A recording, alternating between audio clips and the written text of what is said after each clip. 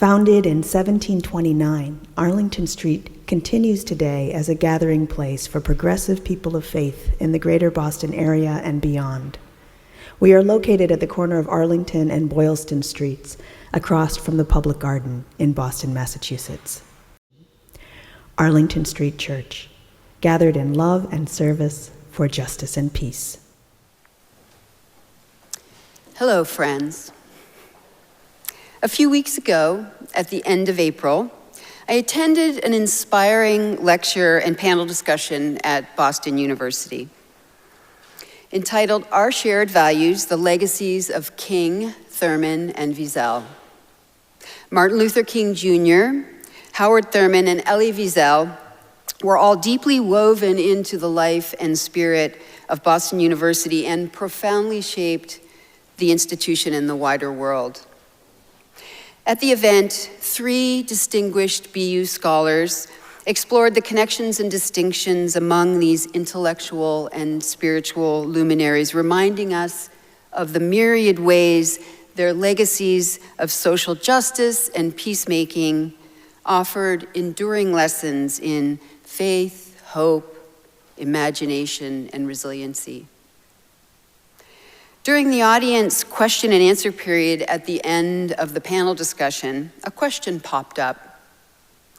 A question that I've heard similar versions of everywhere these days as we struggle to maintain a sense of moral clarity and equanimity amid the relentless news of crazy cruelty that floods our days. What is your daily practice, one student asked, to remain clear-eyed and tender-hearted at the same time? How do you resist despair or rage while staying faithful to justice? Dr. Shively Smith, BU's Howard Thurman Scholar, and incidentally my professor of Christian New Testament also at the School of Theology, had a delightful and surprisingly simple and disarmed answer I've not been able to stop thinking about. Dr. Smith shared with us her recent practice of greeting the people she meets in a regular everyday day, every single soul from the grocery store bagger to her students, to her academic peers, with the words, "Hello, friend." That's it. "Hello, friend," addressing each and every person in a way that makes them feel seen, connected, and appreciated. "Hello, friend," acknowledging our shared humanity, our common plight, and the living pattern of our interdependence. It was unexpectedly remarkable and enchanting, and I decided to give it a try too. What I've learned giving "Hello, friend" a try since then is that it's not naive and it's not sentimental. It's not a way of pretending that harm has not happened or that boundaries do not matter or that every relationship can be made simple by kindness. It's not a soft-focused spirituality that asks us to forget power or pain or history. It's something stronger than that. It's a refusal to begin with disposability. It's a way of saying, before I make you into a function or a category or an inconvenience or an enemy, I'll try to remember that you are a part of the weave of my day. You are a part of the living pattern too. And for Unitarian Universalists, that pattern has a name. For many years, we called it our 7th principle, respect for the interdependent web of all existence of which we are a part. I love the humility of that last part, of which we are a part, not above it, not outside it, not managing it from a safe distance, a part, a strand in the web, a creature among creatures, a neighbor among neighbors, a friend among strangers. Our newer language of Article 2 that centers love carries this vision forward, but it asks even more of us It speaks of interdependence not only as something we respect, but as something we practice through care, reverence, humility, and repair. Hello, friend recognizes the divine ground of the other and the mystery and strangeness of all we have yet to understand. This simple gesture, just 2 words spoken between folks, is itself holy in that it is seeking a wholeness or a unification with the other rather than control or domination of any kind. So hello, friend becomes more than a simple greeting. It becomes a small act, I'd say, of theological resistance, a daily discipline of remembering that the web is not an abstraction. It's the grocery store bagger and the academic colleague. It's the uncomfortable stranger and the difficult neighbor. It's you and me, already connected, already responsible to one another, already part of the same living pattern. Gregory Bateson is an anthropologist, biologist, transdisciplinary systems thinker, and one of the great students of relationship itself. In Bateson's classic book, Mind and Nature, A Necessary Unity, Bateson asks a strange, poetic, and demanding question that I love. He asks, what pattern connects the crab to the lobster and the orchid to the primrose, and all 4 of them to me and me to you? With this beautiful question, Bateson is asking us to look more closely, to look for form, for relation, for resemblance, for repetition with difference. I'd say to look for the hidden grammar of living things. The pattern which connects is not just one pattern. It's a pattern of patterns. It's a meta pattern, a way of seeing that life itself is made primarily of relationships. For Bateson, the great error is to imagine that things apart from their relationships,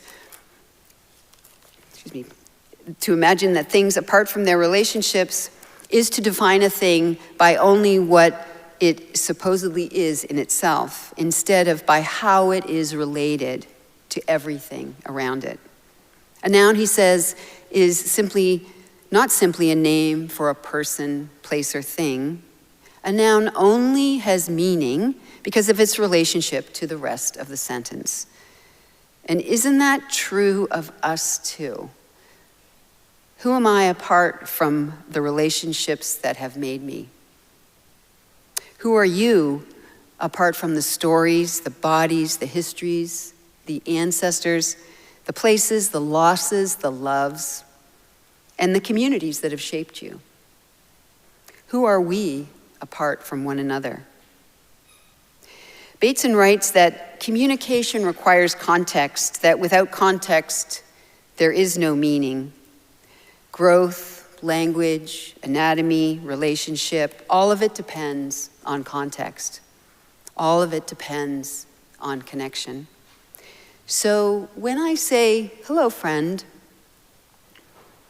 I'm not just saying hello to an isolated individual, I'm also saying, in effect, hello to the context of creation, to the story of a person whose life has roots and branches I may never fully see, to someone who belongs to patterns older and larger than either of us.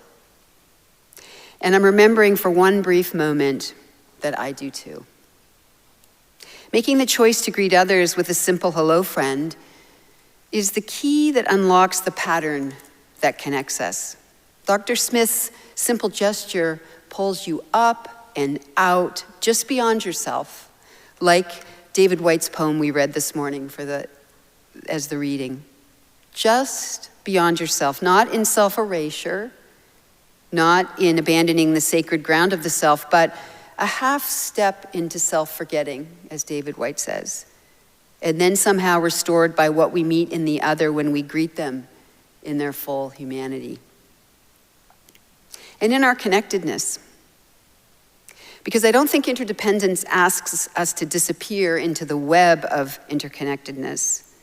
I do not think neighborliness asks us to become boundaryless or endlessly available. But I do think it asks us to step just beyond our exhausted, overwhelmed, overstimulated, fortified selves that believe it might be safer or more comfortable to be untouched by the needs of the raw humanity of others. Connection is regulating. Disconnection is not. And maybe that's where the road begins, not far away, not in some heroic elsewhere, but just beyond ourselves when we reach out with a simple, hello, friend. A way of recognizing the tired cashier, a way of befriending the exhausted stranger, a way of engaging in a difficult conversation with a grieving community like ours, learning how to belong to itself. Mr. Rogers, of Fred Rogers fame, built a whole world around the spiritual power of neighborliness, practicing kindness with a single-minded devotion to the inner worlds of children and their mental and spiritual health. Mr. Rogers understood that tenderness is not the opposite of courage. Tenderness may be one of the forms courage takes when it refuses to become cruel. In 1969, when public television was still just a baby, Mr. Rogers appeared before a U.S. Senate subcommittee seeking federal funding for the emerging communication ecosystem. This ecosystem that would nurture and protect children, he believed, in a neighborhood of care. He spoke about what television could be if it chose not to exploit children, not to overstimulate them, not to sell them things, not to frighten them, but to help them become more connected to one another in a shared pattern of attention, in a shared pattern of neighborliness. Mr. Rogers was saying the way we speak to children matters, the way we imagine media matters, the way we teach them to handle anger matters, the way we use power matters. And isn't that also what Dr. Smith's practice of, hello, friend, is also doing? Building a neighborhood of care, one encounter at a time. Unlocking the pattern of connection, one encounter at a time. The practice of saying, hello, friend, by itself is, of course, not enough. A greeting does not replace justice. Kind words do not dismantle oppression by themselves. A warm smile does not repair centuries of harm. And yet, what kind of justice can we build if we've forgotten how to see one another? What kind of peace can we practice if our first reflex is contempt? What kind of community of care can we become if our conflicts teach us only to retreat or harden or leave? How do we stay connected to people with whom we disagree, to people we don't know, to strangers, to creation itself?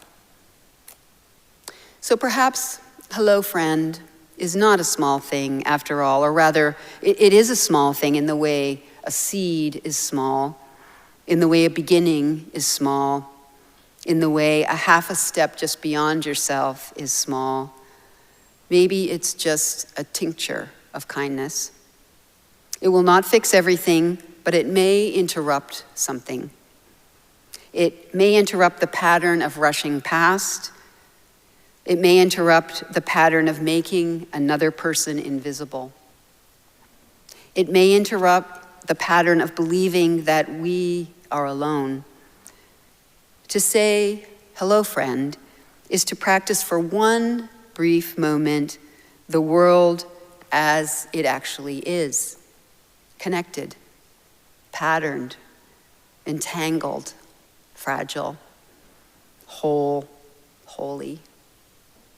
It is to remember that no one and nothing lives alone. Not the crab, not the lobster, not the orchid, not the primrose, not the grocery store bagger, the professor, the neighbor, the stranger, the child watching television, not the person who frustrates us, or not the part of ourselves we've been treating as an enemy. No one and nothing lives alone. And maybe the road we must follow begins just there, just beyond ourselves. Hello, friends. Amen.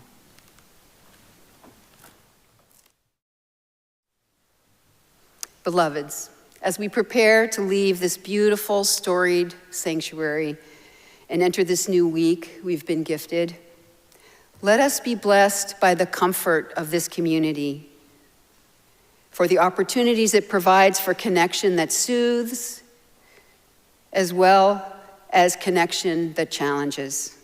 Let us be reminded that no one and nothing lives alone. May you remember that we are all connected, whether or not we feel it or believe it. Take good care of yourselves. Take good care of one another. Take good care, friends. Love is the spirit of this congregation. May love hold you and hold us all until we meet again. Let us keep this faith, beloveds, and pass it on. The service begins when the service ends. Bless your hearts. I love you. Amen.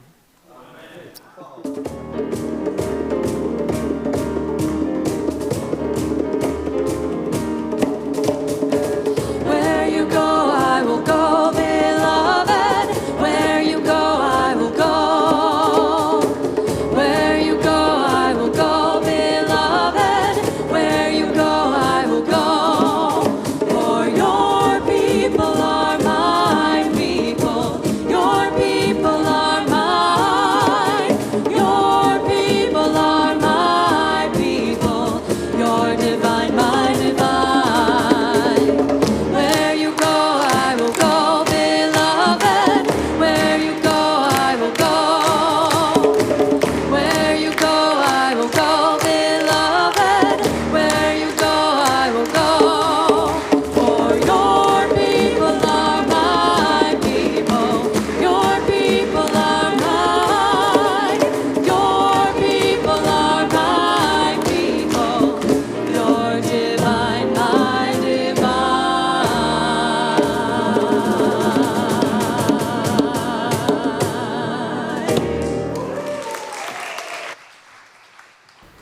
We are located at the corner of Arlington and Boylston Streets, across from the Public Garden in Boston, Massachusetts. Arlington Street Church, gathered in love and service for justice and peace.